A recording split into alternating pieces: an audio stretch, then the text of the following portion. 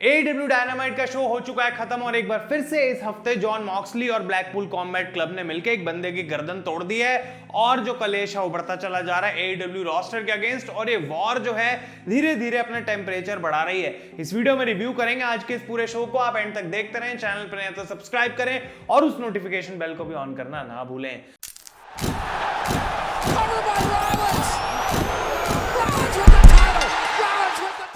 तो गाइस मैं हूं आयुष और आप देख रहे हैं रेसल इंडिया। और इससे पहले मैं और कुछ भी बोलूं, आज 2 बजे के अराउंड एक और वीडियो आएगी और आप उसको बिल्कुल भी मिस नहीं कर सकते because an old gold OG series wrestle India की वापस आ रही है। स्टे ट्यून्ड रहो उस वीडियो के लिए। लेकिन आज का शो स्टार्ट होता है इस टेप प्रोमो से जहां पे मॉक्सली बात कर रहे हैं एक बार फिर से ब्लैकपूल कॉम्बैट क्लब के एक्शंस के बारे में और साथ ही साथ ये नई एरा जो AEW में अब शुरू हुई है, ये पैराडाइम शिफ्ट और कैसे लोग अब धीरे धीरे करके उनके लिए ही काम कर रहे हैं और ये डेजर्ट में खड़े हुए हैं और यहाँ पे बात करते हैं किस तरीके से आज के शो पे एक बार फिर से वो किसी का थोड़ा सा टुकड़ा लेंगे फॉर द ग्रेटर गुड, किसी को डिस्ट्रॉय करेंगे ताकि AEW का आगे फायदा हो सके। और इस तरीके से शो होता है स्टार्ट और दिखाया जाता है कि कैसे पूरा ऑल एलीट रेसलिंग डायनामाइट का लॉकर रूम खड़ा हुआ है पार्किंग लॉट में, वेट कर रहा है कि कैसे ब्लैकपूल कॉम्बैट क्लब आए और उन पे अटैक करेंगे, उनको घुसने नहीं देंगे अरीना में। और पूरे शो में ये लोग वहीं पे खड़े थे भाई, बेचारों को सीट तो दे देते एक, लेकिन इनको अपनी कंपनी को जो डिफेंड करना है तो ब्लैकपूल कॉम्बैट क्लब के 4 बंदों के लिए यहाँ पे कम से कम 15 लोग खड़े थे।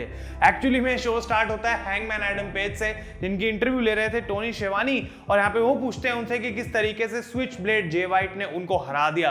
तो हैंगमैन बात करते हैं कि ठीक है भाई, वो मैच की तो हो गया जो होना था, लेकिन उन्होंने पहले जे वाइट को भी डिस्ट्रॉय किया था, जूस रॉबिन्सन को भी और ऑब्वियसली ऑस्टिन गन को भी, और यहाँ पे कोल्टन गन आके अटैक करना स्टार्ट कर देते हैं सीधा हैंगमैन पेज पे।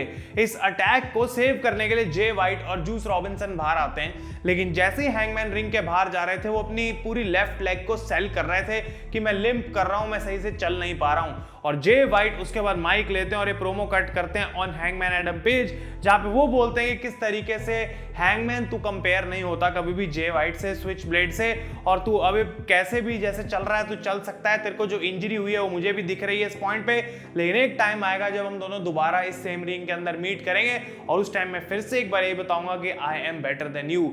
और हैंगमैन की ये जो स्टोरी लाइन है जे वाइट के साथ कंटिन्यू होगी। एक प्रॉब्लम मुझे यहाँ पे लग रही है कि स्वर्व की स्टोरी इतनी बढ़िया थी ना हैंगमैन के साथ कि उसके बाद जे वाइट वाली स्टोरी में उतना मुझे पर्सनली मजा नहीं आ रहा। क्या आप लोग इससे एग्री करते हैं? मुझे कमेंट्स में जरूर बताएं।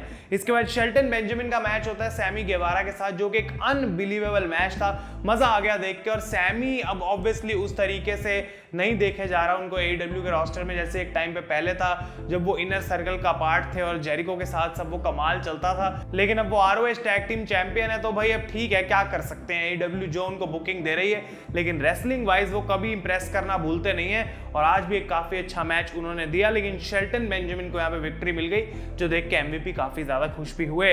इसके बाद काइल फ्लेचर आते हैं रिंग के अंदर और फाइनली उन्होंने एक्सप्लेन कर दिया कि क्यों विल ऑस्प्रे के अगेंस्ट उन्होंने टर्न किया और एक क्या कमाल का प्रोमो था भाई। मैं एक्सपेक्ट नहीं कर रहा था कि इतनी ज्यादा हीट काइल फ्लेचर को मिलेगी क्राउड की तरफ से, लेकिन अनबिलीवेबल हील वर्क उनका चल रहा है और धीरे धीरे अगर कोई नया बंदा मुझे पसंद आ रहा है AEW में तो ये है काइल फ्लेचर। ये बात करते हैं किस तरीके से ऑस्प्रे गायब है 11 दिन से और वो किसी को बताएगा नहीं, लेकिन उसको एक हर्निएटेड डिस्क की प्रॉब्लम है, यानी कि वो कुछ इंजरी से डील कर रहा है जिसके बारे में वो बता नहीं रहा, इस वजह से वो गायब है। वो बात करते हैं कि किस तरीके से, जबकि ऑस्प्रे की सारी चीज में सबसे बड़ी गलती है, फैंस को भी हमें ब्लेम करना पड़ेगा बिकॉज जब काइल फ्लेचर आए थे AEW में तो सारे बोल रहे थे कि भाई ये तो नेक्स्ट बिग थिंग है, लेकिन जब विल ऑस्प्रे भी AEW में आ गए तो सारे बोलने लगे कि काइल फ्लेचर अगला विल ऑस्प्रे है।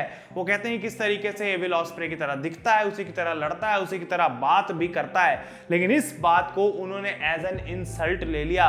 ये बात काइल फ्लेचर को पसंद नहीं आई because he thinks he is better than Will Ospreay. वो याद कराते हैं किस तरीके से न्यू जापान प्रो रेसलिंग में ओकाडा जब इतना अच्छा दोस्त बना था ऑस्प्रे का तो ऑस्प्रे ने उसको बैक स्टैप कर दिया था। उसके बाद केनी ओमेगा जैसे ही गए थे न्यू जापान से उसकी जगह लेके द बिगेस्ट फॉरेन स्टार बन गया था will osprey new Japan Pro wrestling. और वो बोलते हैं कि कैसे इन सारी चीजों से क्लियरली दिखता है कि विल ऑस्प्रे एक बहुत ही ज्यादा सेल्फिश इंसान है।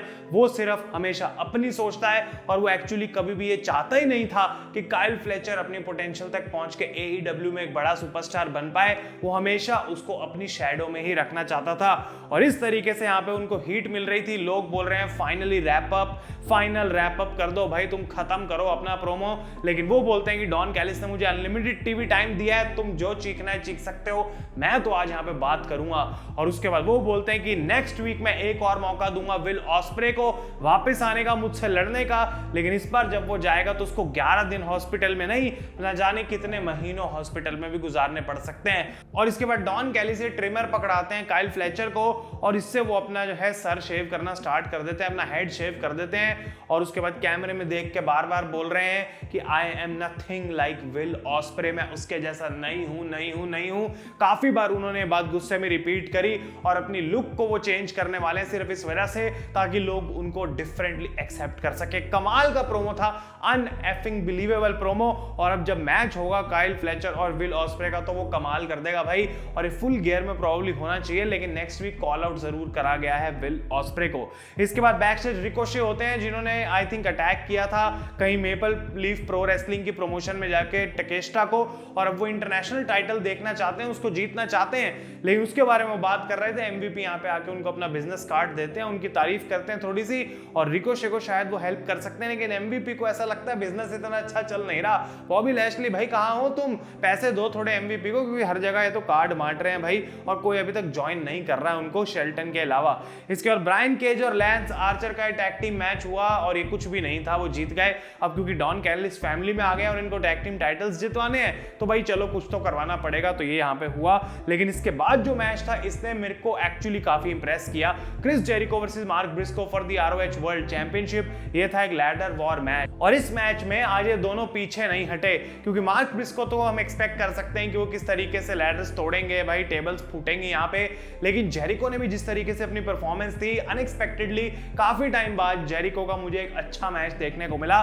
तो जब वो होगा ऑब्वियसली उसको हम यहाँ पे आके बताएंगे भी। और इस मैच के अंदर हमें बहुत सारी चीजें देखने को मिली, जैसे टेबल के थ्रू जेरिको को फेंका गया, ब्रिस्को को भी फेंका गया, डेथ वैली ड्राइवर्स लग रहे हैं लैडर्स के थ्रू। लेकिन जो कुछ मेजर मोमेंट्स थे इस मैच की वो ये कि जब मार्क ब्रिस्को पहले मैच जीतने वाले थे तो यहाँ पे ब्रायन कीथ आ जाते हैं, और उनको तो यहाँ पे टेक केयर कर लिया था रॉकी रोमेरो ने। लेकिन सेकेंड टाइम जब मार्क ब्रिस्को क्लोज आ रहे थे तो इस बार बिग बिल आ जाते हैं, और बाहर ये दो बड़ी टेबल सेटअप करी गई थी जिसके थ्रू वो चोक स्लैम करते हैं ब्रिस्को को। और क्रिस जेरिको जिनकी खुद की हालत इतनी खराब थी इस मैच के अंदर, उनको वो लेके ही चढ़ जाते हैं लैडर के ऊपर और जेरिको की मदद कर देते हैं टू ग्रैब द टाइटल। और जी हाँ guys, Chris Jericho is the new ROH world champion.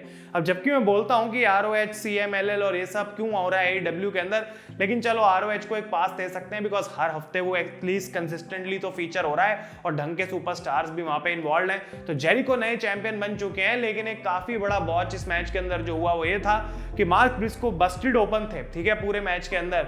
तो वहां पे कैमरा उनको गलती से पकड़ लेता है उनको ब्लेड करते हुए, और वो बिल्कुल एक सेकंड के लिए था, उसके बाद कैमरा वहां से हट जाता है। तो AEW को मेक श्योर करना पड़ेगा भाई ये ऐसी गलतियां ना हो, बिकॉज इंटरनेट तुम्हें छोड़ेगा नहीं अगर तुम ऐसे क्लियरली दिखा दोगे तुम अपने आप को ब्लेड कर रहे हो। लेकिन ओवरऑल मैच अच्छा था और हमें नया चैंपियन भी मिल गया।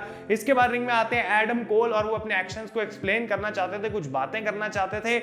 लेकिन यहाँ पे आवाज आती है एडम एडम, और ये थे भाई रॉड्रिक स्ट्रॉन्ग जो अनडिस्प्यूटेड किंगडम को लेके बाहर आ जाते हैं। और वो बात करते हैं किस तरीके से, जबकि एडम कोल और MJF एक पॉइंट पे दोस्त थे, लेकिन जितना केयर अनडिस्प्यूटेड किंगडम ने एडम कोल के लिए आज तक किया है MJF ने वो कभी भी नहीं दिखाया। MJF हमेशा उसका ढोंग ही करता था। वो कहते हैं सारी चीज हमने मिलके शुरू करी थी, इसको हम मिलके ही खत्म करेंगे। और उसके बाद रॉड्रिक स्ट्रॉन्ग इतनी बातें बोलते हैं और कहते हैं एडम कोल को कि MJF से मैच मुझे पहले चाहिए भाई, तू वेट कर, तेरे को बाद में मैच मिल जाएगा, क्योंकि हमारा जो गोल है वो तो सेम ही है। लेकिन यहाँ पे आते हैं MJF स्क्रीन पे, क्योंकि एडम कोल कहते हैं ठीक है भाई, let's call out MJF and give him a S whopping. लेकिन MJF स्क्रीन पे आते हैं और वो मसाज ले रहे हैं, आराम से लेटे हुए हैं भाई टेबल पे, और वो बोलते हैं किस तरीके से एडम कोल तेरे को कभी रिवेंज तो मेरे ऊपर मिलने वाला है नहीं, और इतने टाइम से तुम बोली जा रहे हो तुम्हें मैच चाहिए, ये चाहिए, वो चाहिए।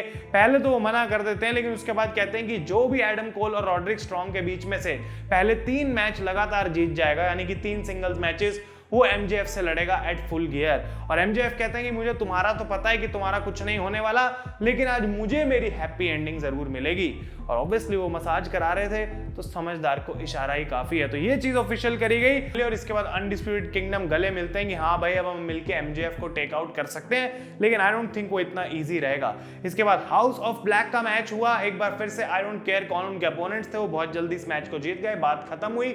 लेकिन मैच के बाद यहाँ पे बडी मैथ्यूज माइक लेते हैं और कहते हैं कि भाई मुझे कॉल आउट करना है एडम कोल को आउट ऑफ नोवेयर, और बैकस्टेज में जाके एडम कोल को कन्फ्रंट करते हैं और कहते हैं कि भाई मैंने तेरे को इसलिए कॉल आउट किया बिकॉज मैं प्रूव करना चाहता हूं तू कितना फ्रेजाइल है। ये फ्रेजाइल वर्ड सीएम पंक के साथ काफी यूज किया जाता था AEW में। ले भाई अब एडम कोल तेरे को पकड़ लिया गया है क्योंकि पंक तो है नहीं, और ये सिंगल्स मैच जो जीतने एडम कोल को, इसमें पहला शिकार उनका नेक्स्ट वीक बडी मैथ्यूज ही होने वाले हैं। इसके बाद कमील का मैच हुआ क्वीन अमिनाटा के साथ, मर्सिडीज मने यहाँ पे थी ऑब्वियसली, और काफी क्लोज आ गई अमिनाटा हराने के लिए कमील को, और रेसलिंग वाइज एक डिसेंट मैच था, मोमेंट्स थे यहाँ पे जहाँ पे हम कह सकते हैं कि हाँ भाई क्लोज था कि क्या कमील अपना पहला मैच हार सकती है, लेकिन ऐसा हुआ नहीं। एट द एंड वो इस मैच को जीत चुकी हैं, और मैच के बाद क्रिस स्टैटलैंडर बाहर आती हैं जिनका नेक्स्ट वीक मैच होने वाला है कमील के साथ, और उनको भी यहाँ पे धो दिया जाता है, अटैक कर दिया जाता है। इसमें मुझे कोई इतना मजा आया नहीं। इसके बाद दिखाया जाता है कि कैसे AEW का लॉकर रूम अभी भी बाहर खड़ा है भाई, और अब धूप से जो है अंधेरा हो चुका है, वो वहीं के वहीं अटके हुए हैं, और एक गाड़ी आती है और उनको लगता है आ गया ब्लैकपूल कॉम्बैट क्लब। भाई ये तो देखो गाड़ी चला कौन रहा है, बिकॉज ये तो क्रिश्चियन केज थे, और क्रिश्चियन केज को देख के सारे लोग बू करना स्टार्ट कर देते हैं, लेकिन क्रिश्चियन को क्या फर्क पड़ता है, उनके पास तो अपना कॉन्ट्रैक्ट है कैश इन करने का। वो रिंग के अंदर आते हैं और बात करते हैं कि किस तरीके से ये चीज अब जो है उनको कोई रोक नहीं पाएगा। किप सेबियन वहां पे थे, और किप सेबियन के बारे में अब क्रिश्चियन को शायद सब कुछ पता लग गया है, लेकिन जैसे ही वो किप सेबियन से बात करने वाले थे, आ जाते हैं हुक, उनको स्क्रीन पे दिखाया जाता है और ये बताया जाता है कि उनको पता लग गया है कि टैज के ऊपर कुछ हफ्ते जिन्होंने अटैक किया था, और वो फुटेज जो है उनको देखने को मिली, तो पता लगा कि क्रिश्चियन केज इस सबके पीछे हैं। तो हुक आ रहे हैं टैज का बदला लेने रिंग में, और जैसे ही वो आते हैं यहाँ पे ऑब्वियसली उनको डिस्ट्रॉय कर दिया गया आज, बिकॉज ये होना ही था। और इस पूरी चीज में जो बंदा बाहर निकल के आया फ्रॉड एकदम, वो थे किप सेबियन, बिकॉज वो लो ब्लो कर देते हैं यहाँ पे हुक को, और उसकी वजह से क्रिश्चियन केज को फायदा मिल गया। और वो कहते हैं किप सेबियन को, मुझे पता है क्यों तूने कुछ हफ्तों पहले मेरा पेन छीना था, या फिर क्यों तू मुझे कैश इन करने से बार बार रोक रहा है, लेकिन मैं तेरे साथ बाद में डील करूंगा, तू साइड में हो जा। और वो पहले यहाँ पे हुक को डिस्ट्रॉय करते हैं। तो ये बीच में ही दो स्टोरीज चल रही है क्रिश्चियन केज की, और एक कॉन्ट्रैक्ट कैश इन वाली चीज काफी इंटरेस्टिंग है, तो देखना में मजा जरूर आ रहा है कि क्या कैसे बिल्ड होगा, और ये चीज मुझे काफी डिसेंट भी लगी। और फाइनली शो का मेन इवेंट डैनियल गार्सिया और प्राइवेट पार्टी का मैच हुआ द एलीट के साथ, यानी कि Young Bucks and Jack Perry, और ये मैच फिर से एक बहुत अच्छा मैच भाई, रेसलिंग वाइज मजा आ गया इसको देख के, इंजॉयबल था। और आई डोंट नो क्या मूव लगाते हैं जिसके अंदर जैक पेरी पकड़ के खड़े हुए हैं रोप के ऊपर, और उसके बाद मैट जैक्सन ऊपर से कूदते हैं, बंदा हवा में उड़ता है और उसको पावर बॉम्ब लगाया जाता है। उस मूव का कोई मुझे नाम बता दो एग्जैक्टली क्या है भाई, मजा आता है वो जब भी एग्जीक्यूशन उसकी देखने को मिलती है। लेकिन प्राइवेट पार्टी एक्चुअली इस मैच को जीत गए, और वही चीज थी सबसे बड़ी इस पूरी स्टोरी लाइन के अंदर, बिकॉज यहाँ पे उनको एक मैच चाहिए था यंग बक्स के अगेंस्ट, और वही मैच वो दोबारा मांगते हैं मैच के बाद, लेकिन यंग बक्स मना कर देते हैं। तो माइक पे यहाँ पे आइजिया कैसिडी बोलते हैं कि देख भाई हम इस मैच को मांगते हैं, और अगर हम हार गए तुमसे तो हम प्राइवेट पार्टी स्प्लिट हो जाएंगे। और मार्क क्वेन देख रहे हैं कि व्हाट द फक इसने क्या बोला है, और उसके बाद उनकी जो लुक थी वो बिल्कुल अच्छी नहीं थी, लेकिन कैसिडी को ये करना ही पड़ रहा था to get that match out of the Young Bucks, और उनको ये स्टिपुलेशन अच्छी लगी तो उन्होंने उनको ये मैच भी दे दिया। इंटरेस्टिंग रहेगा देखना, बिकॉज स्टोकली हैथवे भी रिंग साइड पे थे जो अपनी मैनेजर की सर्विसेज ऑफर कर रहे हैं प्राइवेट पार्टी को। क्या ये ग्रुप टूटेगा या फिर ये टाइटल्स जीतेंगे? लेकिन जैसे ही ये सीन चल रहा था, एंड में डायनामाइट के दिखाया जाता है फाइनली ब्लैकपूल कॉम्बैट क्लब की गाड़ी अराइव होती है, लेकिन उसमें से तो सिर्फ उतर के आती है मरीना शफीर, और पीछे से रिंग में यहाँ पे आ जाते हैं पाक और क्लॉडियो, अटैक करना स्टार्ट कर देते हैं सभी लोगों को। और उसके बाद ऑब्वियसली सारे बेबी फेसेस आते हैं। जॉन मॉक्सली यहाँ पे पूरे ब्लैक कपड़ों में अपने आप को छुपा के आए थे, किस तरीके से वो घुसे शायद किसी को पता ही नहीं लगा होगा। और चक टेलर जिनका रिसेंटली AEW का करियर खत्म हुआ था, जिनकी एंकल इंजरी की वजह से अब वो कंपीट नहीं कर पाएंगे कभी भी, उनको एक बार फिर से डिस्ट्रॉय कर दिया गया, चेयर फंसाई, और एक बार क्लॉडियो ने उसको दोबारा से स्टॉम्प कर दिया। और ऑरेंज कैसिडी वहां पे आते हैं, और ऑरेंज कैसिडी के चेहरे पे जो लुक थी वो क्लियरली बता रही थी कि माय गॉड इस चीज को रोकें तो आखिर रोकें कैसे।